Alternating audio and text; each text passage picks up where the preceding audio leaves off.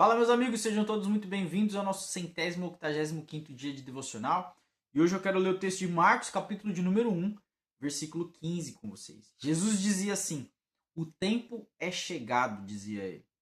"O reino de Deus está próximo. Arrependam-se e creiam no evangelho." Se eu pudesse explicar para vocês o que é evangelho, o que é cristianismo, o que é ser um seguidor de Jesus, em resumo, tem algumas coisas, tem uma base para nossa fé. Não é só crer erroneamente ou de forma esporádica, mas existe um padrão, existe o cerne, ou o centro, o âmago da fé. Existe a base, existe o fundamento da fé. E essas coisas não podem ser levadas de forma leviana, porque às vezes você pode achar que você está dentro da igreja e te falta alguma coisa. Às vezes você está dentro da igreja e você não está verdadeiramente vivendo o que você deveria, o evangelho como deveria ser vivido. A sua experiência com Deus ainda ela falta ainda em alguns quesitos. E obviamente, quando Jesus está falando aqui, o reino de Deus está próximo, arrependam-se e creiam no evangelho, ele está dando algumas direções aqui. É só um versículo, mas eu quero concluir com outras coisas além dessa reflexão que eu quero ter com vocês hoje. E eu acredito que a base do cristianismo, a base do evangelho, a gente pode dizer é que os seguidores de Cristo, aqueles que pertencem a Cristo, são, logo, primeiro, aqueles que creem que Jesus é o Filho de Deus. Se você olhar aqui o Evangelho de Marcos, no capítulo 1, versículo 1 vai dizer: o princípio do Evangelho de Jesus Cristo, o Filho de Deus, conforme está escrito no profeta Isaías, versículo 2. Vejam, eu enviarei o meu mensageiro à sua frente, e ele preparará o caminho. Vós do que clama no deserto, preparem o caminho para o Senhor, endireite suas veredas para ele. Assim apareceu João Batista. Então a palavra vai falar aqui no Evangelho de Marcos, que foi o primeiro evangelho a ser escrito, segundo a história da igreja. Ele é muito direto, Marcos é muito direto no que ele fala. Ele não faz muito rodeio, não tem muitos detalhes no que ele está falando, porque o core, né, o centro da mensagem de Marcos era apresentar Jesus, o Filho de Deus, conforme o profeta disse que aconteceria lá em Isaías, 700 anos antes de Cristo. Então, ser cristão, e aí eu quero citar algumas coisas para você, porque às vezes a gente passa batido. Então, primeiro, ser cristão, ser evangélico, por assim dizer, ser cristão, protestante. Primeiro, você acredita que Jesus é o Filho de Deus, nascido da Virgem Maria. Nascido de uma virgem, Jesus é o Filho de Deus, que foi prometido desde Gênesis capítulo 3, versículo 15, quando o homem peca no jardim do Éden, o homem e a mulher. Existe ali uma profecia sobre Jesus, de Deus já prometendo o Salvador. Então Jesus é o Filho de Deus. Esse é o primeiro ponto. Jesus é Filho de Deus. Ele é a segunda pessoa da Santíssima Trindade. Ele é onde a gente vê o Deus triuno, Pai, Filho e Espírito Santo. Jesus é a segunda pessoa da Trindade. Jesus, Deus Pai, Deus Filho, Deus Espírito Santo. Jesus, Filho de Deus. Nascimento milagroso, teve uma vida sem erro, uma vida sem pecado. E o segundo ponto é que Jesus morreu na cruz do Calvário. Ele morreu. Sua vida expirou. Ele entregou o seu espírito. Jesus morreu na cruz do Calvário. O primeiro ponto, Jesus foi sim divino nessa terra. Jesus é a encarnação do Deus vivo. Jesus, Filho de Deus. Morreu na cruz do Calvário, segundo ponto. No terceiro dia, ressuscitou e vive para sempre, derrotando a morte de uma vez por todas. Jesus está vivo e reina para sempre. Então, Jesus é o Filho de Deus. Morreu na cruz do Calvário por nós. Foi o sacrifício perfeito. E aí a gente tem muita coisa para estudar sobre isso. Foi o sacrifício perfeito. Ele morreu no nosso lugar. O Cordeiro de Deus que tira o pecado do mundo. Jesus morre na cruz.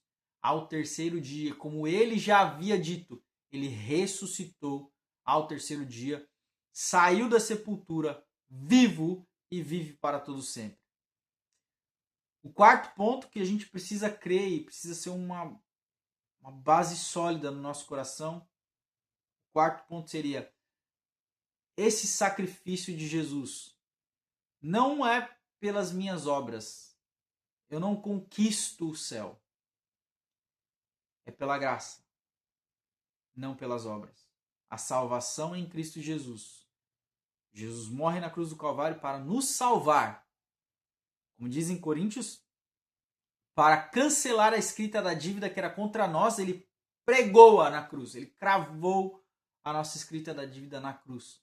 Ou seja, salvação em Cristo Jesus é pela graça, somente pela graça. Não é pelas obras, não é pelo que eu faço de bom, não é porque eu tenho de bom em mim.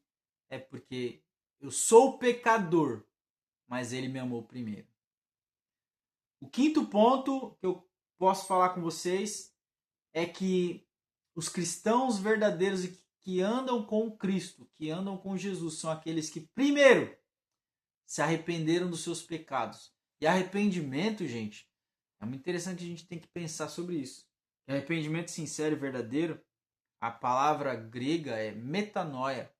E essa metanoia é uma mudança completa de direção da mente e do coração.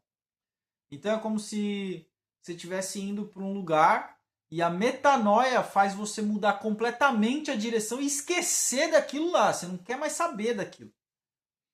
Eu não quero mais pensar naquilo. Eu odeio aquilo. Eu não quero mais isso. Então a metanoia, a transformação real e verdadeira, é quando você desiste do pecado de verdade. É quando você abandona o pecado. É quando você... O arrependimento sincero é quando você olha para aquilo com desgosto, com nojo, com raiva daquilo. Você não quer mais cometer aquilo. Você não quer mais praticar aquilo. Essa é a verdadeira metanoia. É quando aquilo que antes você amava, ou gostava, ou se deliciava, hoje você tem asco. Você tem... não acredito que eu fazia aquilo. Eu não quero mais isso. Eu não quero mais viver isso. Eu quero uma vida nova, eu quero transformação. Eu acho que isso aqui é errado. Não é a vontade de Deus para minha vida. Eu não quero isso, isso é pecado, eu não quero mais. E aí você torna a sua vida uma outra direção. Você cancela aquilo da sua vida. Essa é uma verdadeira metanoia. Aqueles que se arrependem dos seus pecados. Se arrependem do que você fez no passado, do que você está fazendo no presente, para viver o novo, o diferente, para viver uma nova direção. E em último ponto, seria o sexto ponto, é aqueles que, além de se arrependerem, creem no Evangelho. Creem, acreditam, têm fé. E essa fé não é só naquilo que é alcançável, porque fé não é o que... Vamos deixar bem claro aqui, aqueles que acreditam, e a gente já falou várias vezes aqui sobre fé, e sobre confiar, e sobre acreditar. É tipo assim, é como você... Imagina que você está no seu carro dirigindo. Imagina que sua vida é o carro. E você, antes de Jesus, você dirige para onde você quiser. Se arrepender dos seus pecados é você e acreditar em Jesus e confiar em Jesus. Porque existe o crer e o confiar. Então é o último ponto que eu quero falar com vocês. Mas, então quando a gente fala em ter a vida em Deus, é como se você deixasse o volante, sentasse no banco do passageiro e colocasse Jesus para dirigir. E aí, ao invés de você ficar dando pitaco em qual direção você quer, eu não quero virar aqui, senhor, eu não quero ir nessa direção, você está virando no caminho errado, dando uma de copiloto, é você simplesmente confiar que ele vai dirigir na direção certa. E aí entra essa questão de crer e confiar. E aí eu vou além na confiança. Eu acredito que não, num carro você pode ficar ali mudando a música, você pode ficar ainda futucando as coisas, sabe? Você ainda pode ficar ali mexendo nas coisas. Abre vidro, fecha vidro, liga ar-condicionado, desliga ar-condicionado. Você ainda pode ficar mexendo com o caminho que Jesus está tomando. Você ainda pode estar no controle de algumas coisas. E essa é uma falta de confiança. Eu vejo claramente nessa ilustração que você quer algumas coisas ainda. Você ainda tem desejos, você ainda tem gostos, você ainda tem coisas que, eu gosto de ouvir essa música, eu quero pôr as minhas músicas, eu gosto de ar-condicionado ligado ou desligado, eu gosto de janela aberta. Você ainda tem questões que não são relacionadas ao motorista. O motorista ainda pode falar, meu, tô dirigindo aqui, mano, você fecha o vidro aí para não ligar o ar, ou então abre o vidro aí, vou desligar o ar. Vamos tomar um vento, vamos sentir o cheiro da natureza. Eu consigo pensar que crer e confiar, a confiança verdadeira, genuína, não é como se fosse um carro e Jesus estivesse no volante. Eu acredito que a fé que o Senhor espera de nós, a fé bíblica que o Senhor espera da gente, é mais como se você estivesse num avião. Deus fosse o piloto, Jesus fosse o piloto. E a única coisa que ele pede para você, que ele pede de nós, é que nos momentos de incerteza e insegurança, você aperte os cintos. E nos momentos de clareza, nos momentos mais brandos, você pode ter um momento de tirar o cinto de segurança ali, ir no banheiro, voltar. Sabe, você pode se movimentar. Mas tudo restrito ao avião. Então existe limite para o que a gente tem que fazer e pode fazer. Existem momentos que a única coisa que o Senhor quer de nós é confiança de que Ele sabe para onde está indo. Ele tem experiência de voo. Ele sabe guiar o avião. Você não precisa se preocupar. Então, quando eu olho os textos da palavra e o porquê eu me tornei cristão, porquê eu entreguei minha vida para Jesus, porquê que eu passei a dedicar minha vida a isso, é porque eu tenho um profundo sentimento dentro de mim, uma profunda fé de que um dia eu entreguei minha vida para Ele. Um dia eu recebi Ele como Senhor e Salvador da minha vida e Ele sabe o que faz. Melhor do que eu. Eu tenho planos, eu tenho projetos, mas quem determina os meus passos é Ele. Quem traça a direção da minha vida é Ele. Como diz Salmo 115, lâmpada para os meus pés é a tua palavra e luz para o meu caminho. E também no Salmo 115 vai dizer: escrevi as tuas palavras no meu coração para não pecar contra ti. Guardei as tuas palavras em meu coração para não pecar contra ti. Então, assim, é uma jornada. E é uma jornada da eternidade. É uma jornada para sempre. Eu sei o que vai vir. Eu sei as recompensas que nos aguardam.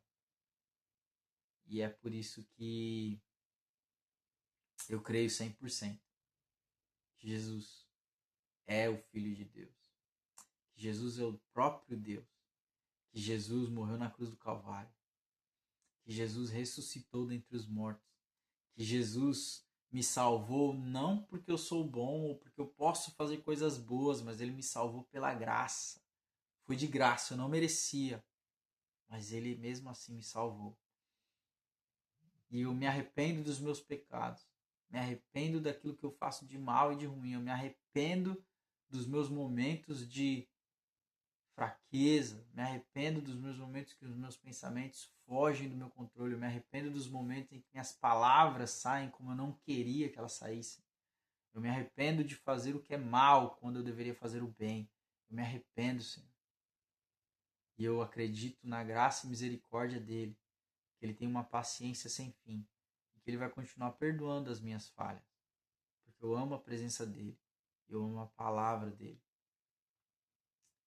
E eu acredito e confio que todas as coisas vão cooperar para o meu bem, porque eu sou chamado segundo o propósito dele. Eu acredito nisso. E é nessa direção que a minha vida tem se movido. Então,